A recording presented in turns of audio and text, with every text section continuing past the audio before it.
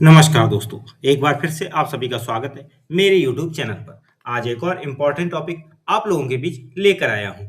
आज के दिन इस वीडियो में बात करने जा रहे हैं जनगणना 2027 में जब आप एचएलओ ऐप पर एंट्री कर रहे होते हैं, तो जो आवाज़ से जुड़ी हुई जानकारी में 3 केस जो बहुत ही कन्फ्यूजन क्रिएट कर रहे हैं और लोगों को उस पर सोचने के लिए थोड़ा पॉइंट डिस्कस करने पड़ रहे हैं, वो बिंदु मैं आपको इस वीडियो में डिस्कस करने जा रहा हूँ। नंबर 1 पॉइंट जो 2 नंबर कोड है आवाज़ सह अन्न उपयोग, इसको लेके कैसे कार्य करना है, क्या-क्या बिंदुओं पर ध्यान देना है। इसके अलावा संस्थागत परिवार को लेके और कोई स्ट्रक्चर खाली है, उस केस में कैसे सोचना है कि कोड 0 देना है। तो ये तीनों टॉपिक्स इस वीडियो में एक्सप्लेन करूँगा, इसलिए वीडियो को बिना स्किप किए अंत तक ज़रूर देखिएगा। वीडियो को लाइक, शेयर, कमेंट ज़रूर कीजिएगा। चैनल यदि अभी तक सब्सक्राइब ना किया हो, तो चैनल को सब्सक्राइब करके बेल आइकन को हिट करके ऑल ज़रूर सेलेक्ट कर लीजिएगा। तो कंटिन्यू करते हैं वीडियो। देखिए, आपके सामने मैंने एक स्क्रीन जो डिस्प्ले की है, ये मिली हुई जो आपको निर्देश पुस्तिका है, जो आपको मिली हुई अनुदेश पुस्तिका है, उसके आधार पर ही मैं यहाँ पर शो कर रहा हूँ। ठीक है? कोई भी स्टेटमेंट में आपको अलग से विज़ुअल नहीं कर रहा हूँ, बिल्कुल अनुदेश पुस्तिका जो मिली हुई है मकान सूचीकरण और मकानों की गणना के लिए, उसी पुस्तिका से ये पेज मैं डिस्प्ले कर रहा हूँ और सभी के लिए मैं उसी पुस्तिका का पेज दिखाऊँगा। ये पेज 46 है, आप उस पेज को ज़रूर पढ़िएगा अच्छे से। तो सबसे पहले बात हो रही है यहाँ पर आवास सह अन्न उपयोग की। कोड 2 है। यदि जनगणना मकान का उपयोग आवासीय उद्देश्य, देखिए मैं यहाँ पर उदाहरण भी समझाऊंगा अपने स्तर से भी और जो लिखा है उसी से जुड़ा हुआ एक्सप्लेन भी करूंगा। यदि जनगणना मकान का उपयोग आवासीय उद्देश्य के साथ साथ एक या अधिक गैर आवासीय उद्देश्यों जैसे क्लिनिक, जैसे क्लिनिक, दुकान, तो क्लिनिक कैसे होता है, जैसे डॉक्टर क्या होता है, आगे पोर्शन में क्लिनिक है और वहीं क्लिनिक के ही अंदर से एक साइड में गेट लगा है जो आवासीय स्तर पर है या सीढ़ी गई है, ठीक है, उसी में ही ऊपर एंट्री कर लेते हैं। मतलब सेपरेट एंट्रेंस नहीं है दोनों की, ठीक है, कॉमन एंट्रेंस जब होते हैं ना, तो आवास और जो अन्य उपयोग है वो आवास आपका कहलाएगा आवास सह अन्य उपयोग वाला जनगणना मकान। ठीक है, तो जैसे क्लिनिक का केस मैंने बताया, दुकान का भी केस क्या होता है कि दुकान है बाहर, ठीक है, और दुकान के पीछे से ही एक गेट गया है, वहीं से वो दुकान चल रही है, ठीक है, और साइड में निकल आते हैं सभी लोग। व्यायामशाला, जिम जिसे बोले, इनके लिए उपयोग हो रहा हो, इसी तरह से और भी। तो ऐसे में कोड 2 चुनना होता है। अब ऐसे मामलों में क्या है, गैर आवासीय उपयोग का विवरण आवास सह शब्द के साथ लिखकर दर्ज करना होता है, यानी वास्तविक उपयोग जो नीचे है उसका दर्ज करना होगा कि आवास के साथ किस उद्देश्य से उपयोग हो रहा है। तो उपयोग किस उद्देश्य से हो रहा है उसको लिखने का तरीका यहाँ बताया गया है। आपको 2 शब्द ये उठाने हैं, आवास सह, ये तो शुरुआत में 2 शब्द लिखने हैं और फिर किसके साथ उपयोग हो रहा है वो लिखना है। जैसे आवास सह क्लिनिक, आवास सह सब्जी की दुकान, आवास सह क्लिनिक बता ही दिया अभी। तो इस तरह से लिखना है, ठीक है। यदि सूची में उपयुक्त विकल्प उपलब्ध ना हो तो विवरण टाइप करके दर्ज किया जाएगा, ठीक है। आपको विवरण दर्ज करके टाइप कर देना है उसके लिए। जैसे उदाहरण के लिए नीचे क्या लिखा है, आवास सह किराना दुकान, आवास है कपड़े की दुकान, आवास है फल की दुकान, आवास है सब्जी की दुकान, आवास है पान बीड़ी की दुकान, आवास है सिगरेट की दुकान, आवास है जनरल स्टोर, आवास है दूध स्टॉल, आवास है स्टेशनरी दुकान, आवास है मिठाई की दुकान आदि। इस तरह से उदाहरण देखो दिए भी गए। तो ये उदाहरण आपको कब बनते हैं, जब सेम एंट्रेंस है, ठीक है, एक ही एंट्रेंस से दोनों का कॉमन यूज हो रहा है।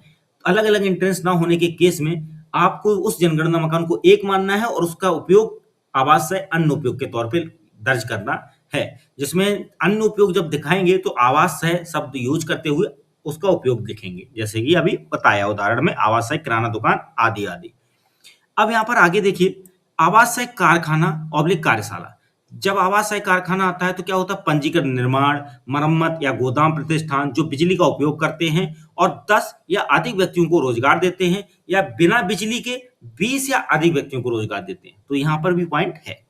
या आवास कार्यशाला हो सकती है, जहां पर क्या है, जहां किसी भी प्रकार का उत्पादन, प्रसंस्करण, मरम्मत या सेवा कार्य किया जाता है या जहां वस्तुएं और सामान छोटे पैमाने पर बनाए या बेचे जाते हैं, उसको आवासीय कार्यशाला के तौर पे भी दर्ज करेंगे।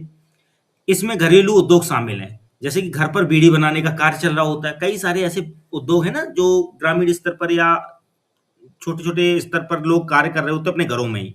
घर पर बीड़ी बना रहे हैं तो अंदर ही घर में बीड़ी बना रहे हैं, उसके लिए अलग से तो कोई गोदाम बाहर से तो नहीं अलग बना रखा है एंट्रेंस के साथ, घर के अंदर किसी कमरे में ही यूज कर रहे हैं। तो ऐसे केस में आप ये उद्योग शामिल करेंगे उसको आवास से अन्य उपयोग के तौर पे। घर पर खिलौने बनाना भी हो सकता है, घर पर मिट्टी भी, ठीक है? इसके अलावा आगे का पेज दिखाते हैं, 46 पेज है, अब अगला 47 दिखाते हैं आपको। अभी जैसे मैंने घर के अंदर बीड़ी बनाना, खिलौने बनाना की बात की थी, अब यहाँ पर लिखा है घर के अंदर मतलब घर में बर्तन बनाना, घर पर सिलाई करना, ये भी कार्य होते हैं घर के अंदर ही। घर पर सोने-चांदी की कारीगरी का काम भी होता है। घर पर साइकिल मरम्मत का भी कार्य हो रहा होता है। घर पर किताबों की बाइंडिंग हो रही, घर पर लोहार का काम, घर पर कपड़ा बुनना, घर पर लकड़ी के सामान बनाना, घर पर कांगड़ी यानी अंगीठी बनाना, घर पर पेपर मेसी बनाना, घर पर कपड़े की छपाई या रंगाई, घर पर आटा चक्की चलाना या घर पर बेकरी उत्पाद बनाना आदि। इस तरह से काफ़ी सारे व्यवसाय हैं जो घर के अंदर हो रहे होते हैं, सेपरेट एंट्रेंस नहीं होता उनका, ठीक है? जब कॉमन एंट्रेंस में कोई व्यापार घर के आवास के साथ हो रहा है, तो वो उस आवास सह अन्य उपयोग में जाता है और उसका दर्ज उपयोग आवास सह शब्द के साथ कर देते हैं, ठीक है? अब जैसे नीचे कुछ व्यवसाय और लिखे हैं, जैसे कुछ व्यवसाय जैसे सोने-चांदी का काम भी, लोहार का काम, सिलाई, घड़ी की मरम्मत, विद्युत उपकरणों की मरम्मत आदि कभी-कभी ऐसे जनगणना मकानों में भी किए जाते हैं, जिनका उपयोग दोनों उद्देश्यों के लिए होता है अर्थात निवास के साथ-साथ कार्यशाला के रूप में भी। उदाहरण के लिए यदि कोई जनगणना मकान निवास के साथ-साथ चांदी के काम, घड़ी की मरम्मत या खिलौने बनाने आदि के लिए उपयोग किए में लाया जा रहा है, तो ऐप में आवास सहायक कार्यशाला टाइप किया जाएगा। ठीक है? तो आवास सहायक कार्यशाला टाइप कर देंगे यदि इन उद्देश्यों से यूज़ कर रहे हैं, जो ऊपर अभी ज़िक्र किए गए, चांदी के काम और घड़ी की मरम्मत या खिलौने बनाने के लिए। इसी प्रकार आवास सह मंदिर, आवास सह विद्यालय, आवास सह शिशुगृह, आवास सह डॉक्टर का क्लिनिक, आवास सह कार्यालय, आवास सह रेस्टोरेंट, आवास सह भोजनालय, ये भी केस हो सकते हैं। ठीक है? इनसे जुड़े और भी। बड़े थोक बाजार क्षेत्रों जैसे दिल्ली में चांदनी चौक, कोलकाता में बड़ा बाजार और मुंबई में कलवा देवी में अनेक व्यक्ति जो इन दुकानों या कार्यालयों में कार्य करते हैं। वे रात के समय इन्हीं स्थानों का उपयोग निवास के रूप में भी करते हैं। ऐसे स्थानों की सही पहचान की जानी चाहिए और उन्हें आवासीय दुकान या आवासीय कार्यालय आदि के रूप में चयनित किया जाना चाहिए। तो ये देखो बड़े-बड़े बाज़ारों की बात की गई है, यहाँ पर आपको अच्छे से उनकी पहचान करनी चाहिए और पहचान ऊपर बताए गए बिंदुओं को ध्यान में रखते हुए। अब बात आ रही है अगला बिंदु संस्थागत परिवार, ठीक है? यहाँ पर संस्थागत परिवार की पहचान बहुत ही ध्यान से करनी है आपको। देखिए आवास सह वृद्धाश्रम, आवास सह छात्रावास, आवास सह बोर्डिंग हाउस, आवास है पुनर्वास गृह, आवास है जेल, आवास है लॉज, आवास है आश्रम, ठीक है? आवास है अतिथि गृह, आवास है कुष्ठ गृह आदि, ठीक है? तो ये आपके सभी संस्थागत परिवार में आए। अब नीचे देखिए इससे जुड़ी हुई बिंदु लिखा है कि जनगणना मकानों के उपयोग के उद्देश्य को दर्ज करते समय जिनमें संस्थागत परिवार रहते हैं, वहाँ संस्था का प्रकार या नाम आवास सह के साथ जोड़ा जाएगा। जैसे आवास है वृद्धाश्रम, ठीक है? जनगणना मकानों के उपयोग के उद्देश्य को जब दर्ज करेंगे, तो संस्थागत प्रवाह जहाँ रहते हैं वहाँ के लिए, तो वहाँ आपको आवास सह के साथ शब्द जोड़ना है, जैसे आवास सह वृद्धाश्रम, आवास सह बोर्डिंग हाउस, आवास सह छात्रावास, आवास सह पुनर्वास गृह, आवास सह जेल, आवास सह लॉज आदि। तो कई स्थितियां या मामलों में आप पाएंगे कि डाक बंगला, धर्मशाला, होटल, आश्रम, नर्सिंग होम आदि का उपयोग केवल अस्थायी निवास या यात्रा के दौरान ठहरने के लिए किया जाता है। जहाँ अस्थायी निवास या यात्रा के दौरान ठहरने के लिए किया जाता है और इन संस्थानों में रहने वाले व्यक्ति संस्थागत परिवार की परिभाषा पर खरे नहीं उतरते हों, तो ऐसे सभी मकान जहाँ इस प्रकार की संस्थाएं स्थित हैं, उन्हें पूर्णतः गैर आवासीय उपयोग वाले मकान के रूप में मानना है, ना कि संस्था वाले में। ठीक है? इन मामलों में उचित कोड चुनने के बाद केवल संस्था का प्रकार या नाम दर्ज ही किया जाएगा। ठीक है? हालांकि यदि किसी संस्था में समान रूप से रहने वाले व्यक्तियों का समूह पाया जाता है, तो उन्हें संस्थागत परिवार माना जाएगा। ठीक है? और उस जनगणना मकान का उपयोग आवास है डाक बंगला या आवास है धर्मशाला आदि के रूप में दर्ज किया जाएगा ऐसे केस में। ध्यान रखें कि संस्थागत परिवार और संस्था, ठीक है? 2 शब्द हैं यहाँ पे, संस्थागत परिवार और संस्था। ठीक है? संस्थागत परिवार अभी ये बताया गया था और संस्था किसे बोल रहे हैं? जैसे विद्यालय, महाविद्यालय, अस्पताल आदि अलग-अलग हैं। क्योंकि संस्थागत परिवार में एक संस्थागत परिवार भी रह रहा होता है और संस्था जहाँ सिर्फ संस्था चल रही होती है, रह कोई नहीं रहा होता है। ठीक है? अस्थायी तौर पे कोई रहता है केवल, ठीक है? तो वो केवल संस्था कहलाती है। समझ जाएँगे, इस बात को ध्यान रखना है। तो संस्थागत परिवार तभी टिक करना है जब आप संस्थागत परिवार के बिंदुओं को वहाँ खरा उतरते देख रहे हैं, जो कि ऊपर आपको मैंने बताया भी है ऊपर, आवास है वृद्धाश्रम या आवास है छात्रावास, इस तरह की केसेस में। और संस्था के केस में बताया गया है कि जहाँ अस्थायी निवास या यात्रा के दौरान ठहरने के लिए किया जाता हो। ठीक है? ऐसे में इन संस्थानों में रहने वाले व्यक्तिगत जो व्यक्ति हैं, वो संस्थागत परिवार की परिभाषा पर खरे नहीं उतरते हैं और ऐसे सभी मकान जहाँ इस प्रकार की संस्थाएँ स्थित हैं, उन्हें पूर्णतः गैर आवासीय उपयोग करने वाले मकान के रूप में माना जाएगा और इन मामलों में उचित कोड उनका चयन करते हुए केवल संस्था का प्रकार या नाम ही दर्ज किया जाएगा। ठीक है? तो संस्थागत परिवार और संस्था की पहचान आप कर लें। इसके बाद यहाँ पर आप देखेंगे यदि किसी होटल या लॉज में प्रबंधक, सेवक यानी व्यक्ति अलग-अलग कमरों में सामान्य निवासियों के रूप में रह रहे हैं, तो उनके द्वारा उपयोग किए जा रहे ऐसे कमरों को अलग जनगणना मकान माना जाएगा और उनके लिए कोड 1 यानी आवास चयनित किया जाएगा। ठीक है, शेष कमरे जिन्हें अस्थायी ठहराव या यात्रा के दौरान रुकने के लिए आगंतुकों के लिए किया जा रहा है, उन्हें एक जनगणना मकान माना जाएगा और उनके एक होटल या लॉज, अतिथि गृह आदि का कोड 5 चयनित किया जाएगा, यानी गैर आवासीय में। तो ध्यान दीजिएगा ये चीज भी। ठीक है, ऐसे मामलों में स्थिति में हो सकते हैं जहां जनगणना मकानों का उपयोग केवल मौसमी गतिविधि, देखिए मौसमी गतिविधियां होती है तो वहां आपको इंक्वायरी करनी पड़ेगी। ये पॉइंट अभी इसमें नहीं शेयर कर रहा हूं, आगे की वीडियोज में बता दूंगा यदि आप रिक्वायर करेंगे, नीड करेंगे। तो चलते हैं अगला टॉपिक, बात करते हैं खाली।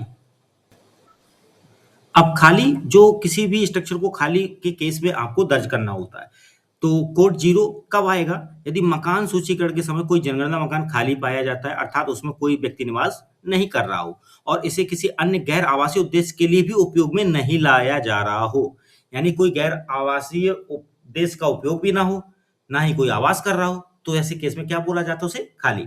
तो कोड 0 चुने और खाली रहने का कारण अवश्य दर्ज करें। खाली रहने का कारण हो सकता है जैसे मरम्मत के लिए, खाली निर्माण अधूरा है, खाली किराए पर देने के लिए, खाली किराएदार की आवश्यकता, यानी खाली शब्द यूज करना है आगे, फिर डैश लगा के उसका जरूरत लिखनी है, क्यों है खाली, मतलब कारण। उसके बाद यदि जनगणना मकान बंद पाया गया क्योंकि निवासी यात्रा का तीर्थ यात्रा पर गए हैं, तो इसे खाली नहीं माना जाएगा। ध्यान दीजिएगा, यदि जनगणना मकान बंद पाया जाता है, कोई गेस्ट किसी के यहाँ गेस्ट बन के जा रहा है कुछ दिनों के लिए, शादी में या किसी भी आवश्यकता के केस में, तो वो उस समय क्या है, वापसी तो करेंगे ना किसी समय, थोड़े दिनों में, तो ऐसे केस में उसे खाली नहीं माना जाएगा। ऐसे मामले में मकान का वास्तविक उपयोग अंकित करें और यह उल्लेख करें कि निवासी यात्रा या तीर्थ यात्रा पर है। उदाहरण के लिए मकान बंद है, निवासी यात्रा, मकान बंद के बाद लिखेंगे निवासी यात्रा या तीर्थ यात्रा पर। यदि किसी सदस्य का मोबाइल नंबर पड़ोसी की से उपलब्ध है तो इसे अंत में दर्ज करें। यदि मोबाइल नंबर उपलब्ध ना हो तो इसे अंकित करने की आवश्यकता भी नहीं है। ठीक है, तो यहाँ बंद का भी जिक्र किया गया है कि बंद का केस खाली के केस से कैसे भिन्न माना जाएगा। ठीक है, तो ये चीजें ध्यान रखनी है। अब यहाँ पर उदाहरण में जैसे खाली का केस क्या बनता है, खाली जैसे खंडर स्थिति, खाली मरम्मत की आवश्यकता, खाली निर्माणाधीन या खाली किराएदार की आवश्यकता, खाली ध्वस्त करने की प्रतीक्षा या खाली कोई अन्य कारण स्पष्ट करें वो भी। ठीक है, तो इस तरह से आप खाली के केस को देखते हुए उसे खाली संकेत करेंगे और यदि संस्थागत परिवार है तो उसको उसी हिसाब से संकेत करेंगे और केवल संस्था वाला है तो उसको भी उसी हिसाब से संकेत करेंगे। और आवास से उन उपयोग का भी मैंने आपको सही से समझाया जिसमें आप उसका संकेत उसी हिसाब से दर्ज करेंगे। तो वीडियो यदि अच्छा लगा हो तो लाइक और कमेंट जरूर कीजिएगा। चैनल यदि अभी तक सब्सक्राइब ना किया हो तो चैनल को सब्सक्राइब करके बेल आइकन को हिट करके ऑल जरूर सेलेक्ट कर लीजिएगा। आपको कोई टॉपिक जानना हो तो कमेंट में लिखिए, मैं आपको उस पर टॉपिक पर वीडियो एक्सप्लेन करते हुए ला दूंगा, उससे आपको समझ आ जाएगा। तो चलते हैं, मिलते हैं अगली बार एक और वीडियो के साथ। आज के लिए बस इतना ही, धन्यवाद।